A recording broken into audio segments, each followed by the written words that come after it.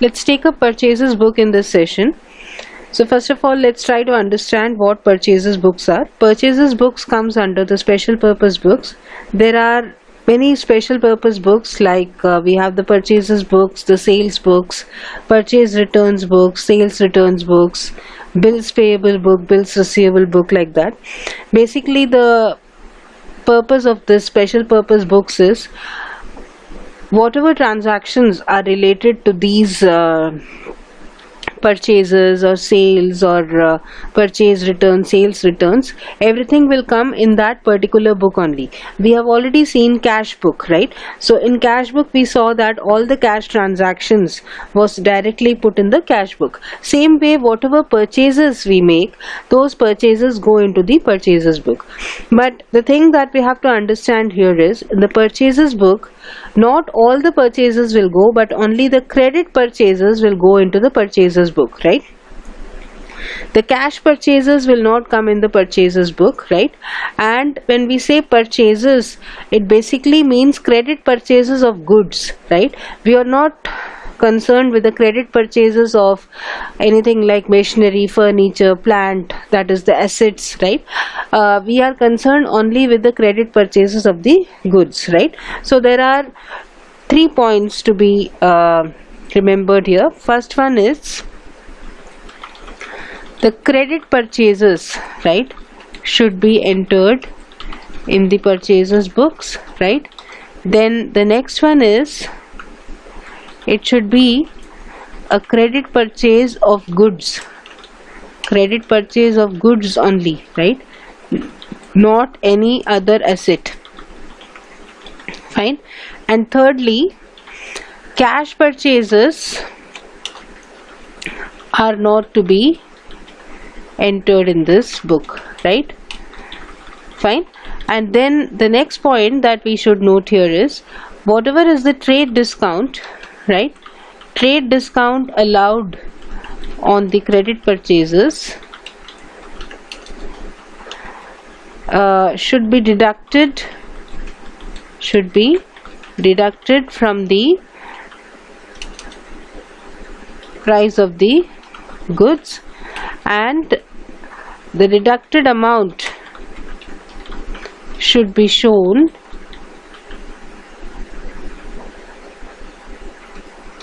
in the total amount column, right? That is the price which is derived after deducting the trade discount, that is what is to be shown, right? And there are certain expenses which are to be added to the purchase price, right? That is VAT paid, right? Freight charges paid, and forwarding and packing expenses, right? If at all these things are given in the questions, then these things will be added. Trade discount will be a deduction, right? Now let's look at the format of the purchases book. First of all, you have the date column, then the particulars column, ledger folio, then you have the invoice number here, then one column for details and one column for amount, right? So I'll put it like this: date, particulars, this is the ledger folio, this is the invoice number, then you have the details column, and this is the amount column, right? Now I have given one question here. Let's try to take up this question. Messrs. Wing Electronics, a firm of an electronic goods, purchased the following articles on credit during August.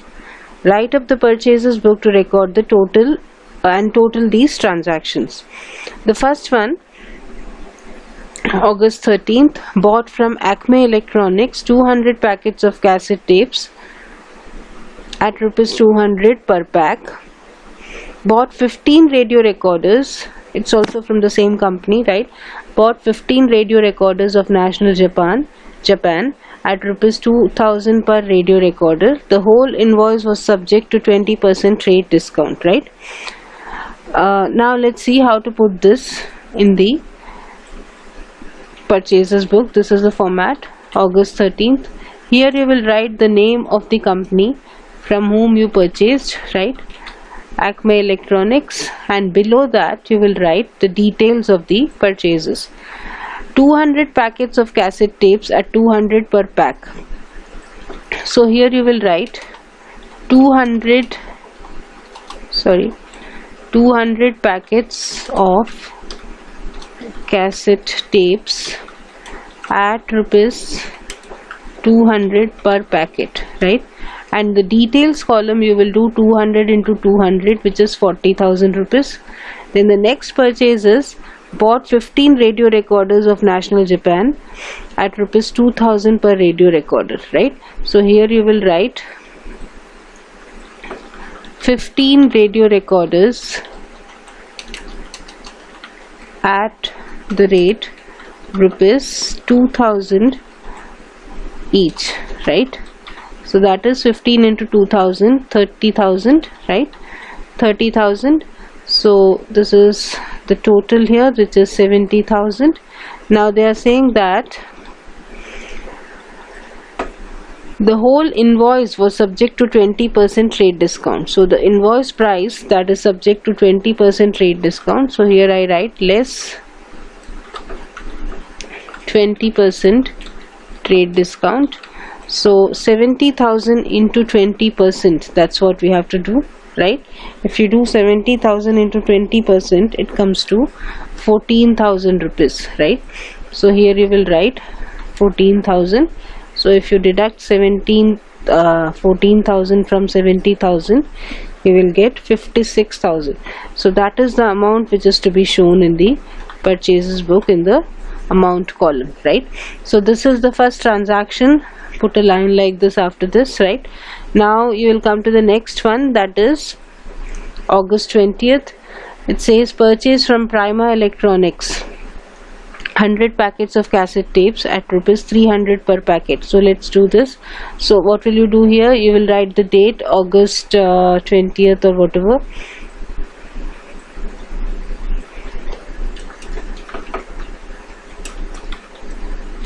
Prima Electronics, right? And here you will write 100 packets of cassette tapes at rupees 300 per packet. 100 packets of tapes at rupees 300 per packet, right? That is 30,000 rupees, right? And then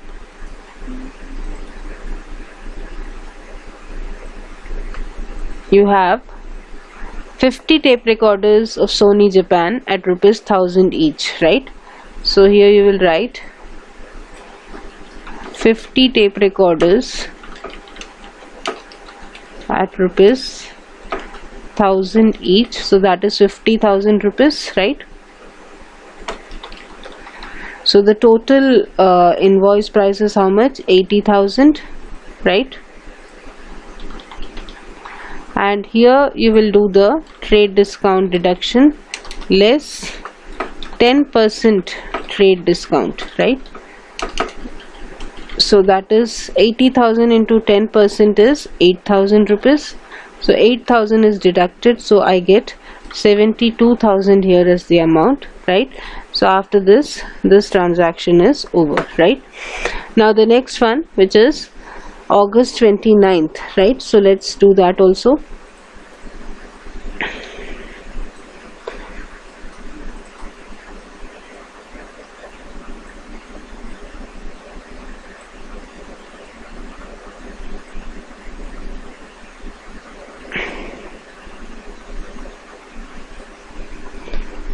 So this is August 29th. What are the purchases here? Bought of Sandeep Electronics. So here the name of the firm will come as Sandeep Electronics, right? And then you have 20 pieces of car radios at rupees 1,000 each. So you will write 20 car radios at rupees 1,000 each, right? So that is 20,000 rupees, right? And then 20 pieces of 2-in-1 at rupees 1600 each, right? So 20 2-in-1s at rupees 1600 each, right? So that comes to